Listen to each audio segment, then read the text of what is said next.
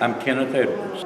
About 10 miles west of Johnson City at Telford, near Jonesboro, we have a production facility for the weapons building of depleted uranium, which is so powerful and so long-lasting that what has been used for the last 20 years will probably never go away because of its half-life. And the disease and malformation that it has brought to children of Afghanistan, as well as other places in the Mideast where it has been used, not to mention the dust that went into the atmosphere and came back to where it was put together. Which is also known as Jonesboro. Yes, yeah. Under the Aerojet company. And what's happening in Irwin, Tennessee? Irwin is nuclear fuel processing, primarily for the Navy, submarines and aircraft carriers that are nuclear powered.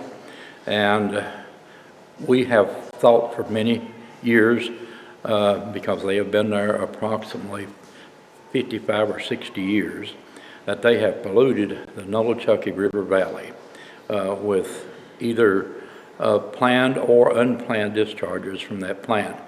Not to mention what they put into the atmosphere back north and east in the Nolichucky Gorge toward North Carolina, as well as in the Irwin and Unicoi County area, which has one of the highest rates of cancer in the United States. And as I understand it, the waters have been tested, the mud has been tested down the river and down into a lake that stands on Cherokee Reservation land? Yes. And what did they find?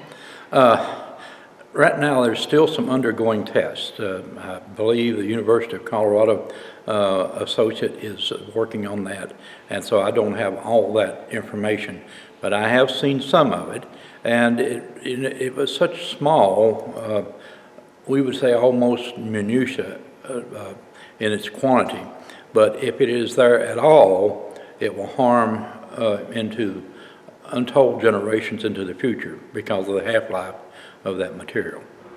Yeah. So there is active work against this, right? Yes. And what are y'all doing? Every chance we get, we protest, or we go to a nuclear commission meetings and say, no, we don't want this, or we object to this, or we would prefer that you do it this way, or that you even do an alternative, which they're not quite sure about.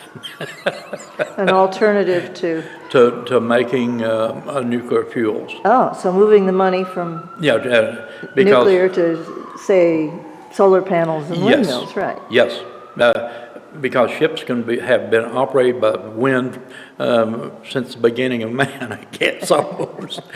and they still could be if that was where we would put our energies and direction. Yeah. In a different way. In a different way. Yeah.